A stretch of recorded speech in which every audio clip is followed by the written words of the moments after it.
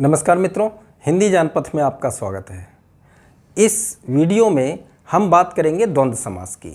द्वंद्व समास देखिए, अगर हम परीक्षा की दृष्टि से बात करें तो हमारी परीक्षा में जो प्रश्न आते हैं, समास का नाम पूछा जाता है, पद दिया जाता है, उदाहरण दिया जाता है और उसमें पूछा जाता है कौन सा समास है।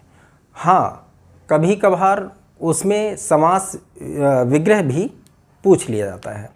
तो समास का नाम पूछा जाता है, मतलब हमको समास की पहचान आनी चाहिए कि किस समास में की क्या पहचान है।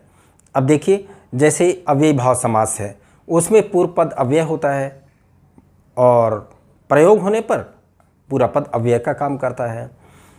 तत्पुरुष समास में उत्तर पद प्रधान होता है। द्विगु समास में पूर्व पद संख्यावाची होता है। बहुव्रीहि में अन्य पद प्रधान होता है। इसी प्रकार से द्वंद्व समास की भी अपनी एक पहचान है और इसकी पहचान ये है, इसमें दोनों पद प्रधान होते हैं। जैसे बहुव्रीहि में अन्य पद, कोई तीसरा अर्थ निकलता है। तत्पुरुष समास में उत्तर पद प्रधान होता है, किंतु द्वंद्व समास में दोनों पद प्रधान होते हैं, मतलब दोनों पदों का महत्व समान होता है।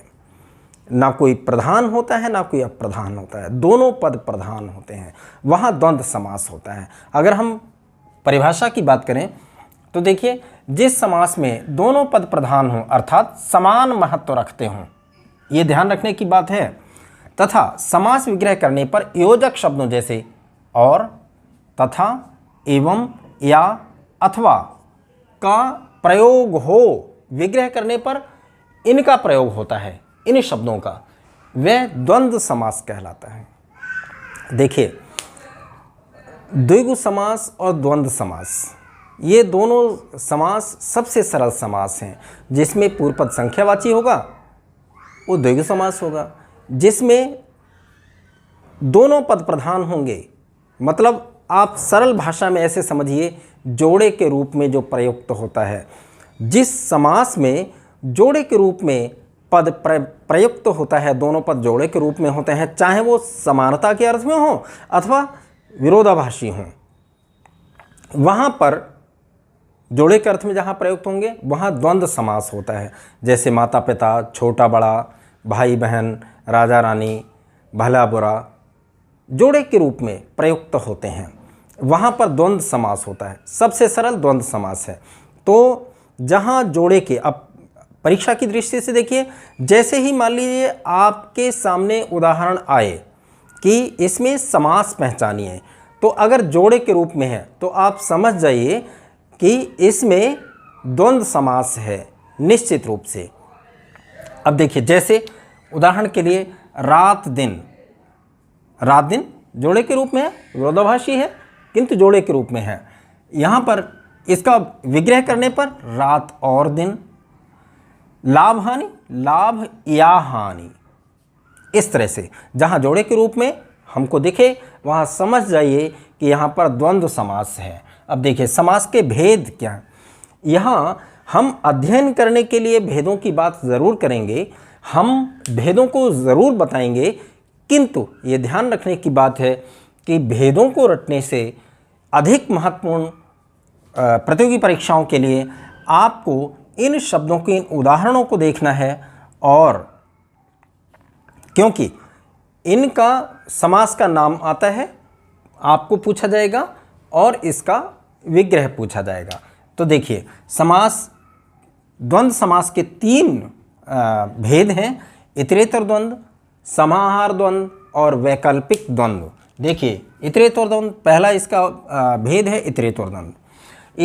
इतरेतर द्वंद्व में दोनों पद समान महत्व के होते हैं, दोनों पदों का महत्व समान होता है। जैसे माता पिता, दोनों समान महत्व के हैं। और दूसरी बात क्या होती है, समस्त पद में और का लोप हो जाता है, मतलब विग्रह में तो और जुड़ा होगा, किंतु इसका जब समस्त पद बनाएंगे ना, ये समस्त पद जो होगा इसमें और का लोप हो जाता है, योजक चिन्ह जुड़ जाता है और का लोप हो जाता है। तो इसमें क्या होता है, दोनों पद समान महत्व के होते हैं और समस्त पद में और का लोप हो जाता है। जैसे माता पिता, माता और पिता, माता और पिता का समस्त पद बना करके माता पिता बन जाता है। रोटी मक्खन, रोटी और मक्खन, देश विदेश, देश और विदेश। अब यहाँ देखिए, ये दो उदाहरण परीक्षा की दृष्टि से बहुत महत्वपूर्ण है, खासकर प्रतियोगी परीक्षाओं में। भीमार्जुन, अब यहाँ बच्चों को ये डाउट हो जाता है कि ये तो भीमार्जुन, इसमें तो संधि हुई है, समास नहीं हुआ होगा। पहली बात, बिल्कुल नहीं। इसमें देखिए आप, भीमार्जुन, इसका जब अर्थ आप निकालेंगे तो इसमें भीम और अर्जुन, यह अर्थ इसका निकलता है। ध्यान रखिए, पहले जो भी चर्चाएं की हमने वीडियो, उसमें भी ये चीज़ बताई है। यहाँ भी ध्यान रखिए, ये बिल्कुल मत सोचिए कि अगर समास है तो संधि नहीं होगी, संधि है तो समास नहीं होगा। जब दो पदों को मिलाया जाता है और उसमें संधि की स्थिति बन रही है तो संधि भी हो जाती है। भीमार्जुन मतलब भीम अर्जुन, भीमार्जुन, भीम और अर्जुन, भीमार्जुन, ये कॉम्पिटिटिव एग्जाम्स के लिए बहुत महत्वपूर्ण है। कृष्णार्जुन, कृष्ण और अर्जुन, कृष्ण और अर्जुन, कृष्णार्जुन। नमक मिर्च, नमक और मिर्च। अब दूसरा इसका भेद है समाहार द्वंद्व। मुख्य अर्थ के साथ समान अर्थ वाले पदों का भी बोध होता है और का लोप होता है।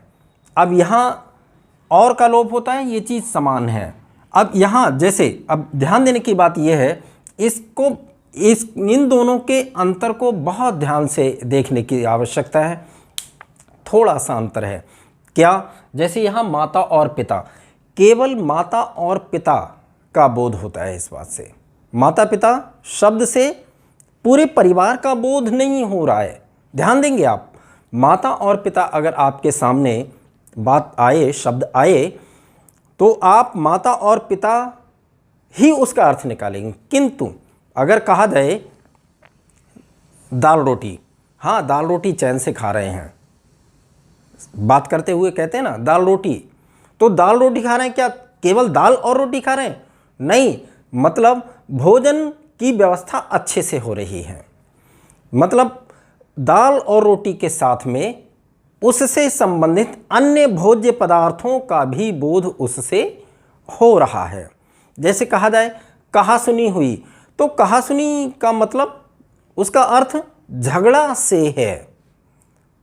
जैसे अरे उसके पास तो अच्छा रुपया पैसा है, तो रुपया पैसा का मतलब केवल रुपया और पैसे की बात, करेंसी की बात नहीं है। वहाँ क्या है कि संपत्ति के अर्थ में, मतलब समान अर्थ वाले अन्य शब्दों का भी बोध समाहार द्वंद्व में होता है। जबकि वहाँ क्या था, केवल उन्हीं शब्दों का बोध हो रहा था। बस ये थोड़ा सा अंतर है, मुझे लगता है अब समझ गए होंगे आप। तो अब देखिए, और का बोध लोप हो जाता है, ये चीज़ समान रहेगी। दाल रोटी, दाल और रोटी ब्रैकेट में लिख भी दिया है। भोजन के सभी पदार्थों के अर्थ में दाल रोटी शब्द का प्रयोग होता है। रुपया पैसा, रुपया और पैसा संपत्ति के अर्थ में। कहा सुनी, कहना और सुनना झगड़ा के अर्थ में। रहन सहन, कहते हैं रहन सहन बहुत अच्छा है। रहन सहन का मतलब उसका रहना और सहन करने की क्षमता नहीं, मतलब जीवन शैली के अर्थ में रहन सहन शब्द का उसके समान अन्य दिनचर्या का भी समायोजन हो रहा है, बोध हो रहा है, इसलिए यहाँ पर समाहार द्वंद्व है। तो जीवन शैली के अर्थ में रोक टोक, रोकना और टोकना। निषेध के अर्थ में बाप दादा का मतलब केवल बाप और दादा की बात नहीं है, इसका मतलब है अन्य पूर्वज जो भी हैं उनका भी इसमें समायोजन हो गया, समाहार हो गया। समाहार द्वंद्व पूर्वज के अर्थ में।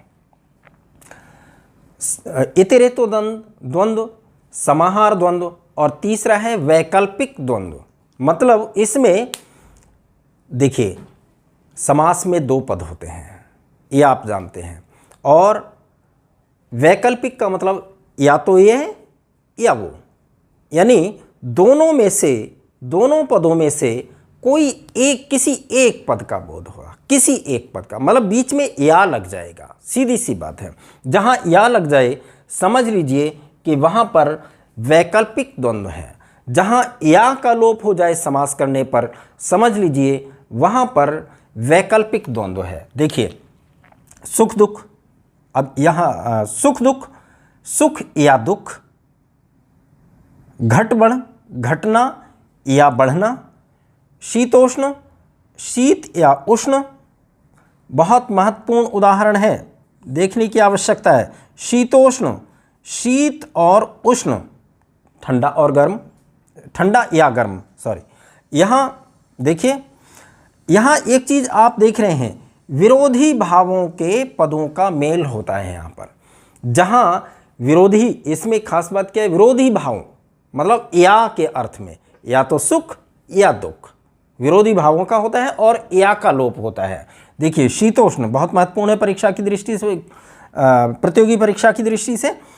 न्यूनाधिक, न्यून अथवा अधिक, न्यून मतलब छोटा, थोड़ा, अधिक मीन्स अधिक, ज़्यादा। राग द्वेष, राग या द्वेष। धर्मार्थ बहुत महत्वपूर्ण है, ये उदाहरण भी बहुत महत्वपूर्ण है। धर्म या अर्थ, अर्थ मीन्स होता है धन, धर्म या अर्थ। जीवन मरण, जीवन या मरण।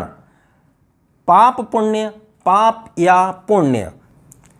तो देखिए इस प्रकार फिर एक बार हम आपको ध्यान दिला दें कि आपको क्या करना है, उदाहरणों को ध्यान से देखना है और उदाहरणों के विग्रह को देखना है। मतलब जो बात हमने शुरू में आपको बताई थी कि आपसे परीक्षा में क्या पूछा जाता है, यदा कदा विग्रह पूछ लिया जाता है, मुख्य रूप से समास का नाम पूछा जाता है। तो आप समास का नाम और उसका विग्रह ध्यान रखेंगे और यदि कहीं किसी प्रकार का, या इनके, ये तो इन्हें गिने 20-25 उदाहरण हैं, इनके अलावा यदि कहीं किसी शब्द में अगर आपको डाउट होता है, कोई शंका होती है, तो हमारे कमेंट बॉक्स में आपका स्वागत रहेगा। आशा है द्वंद्व समास स्पष्ट हो गया होगा। बहुत बहुत धन्यवाद।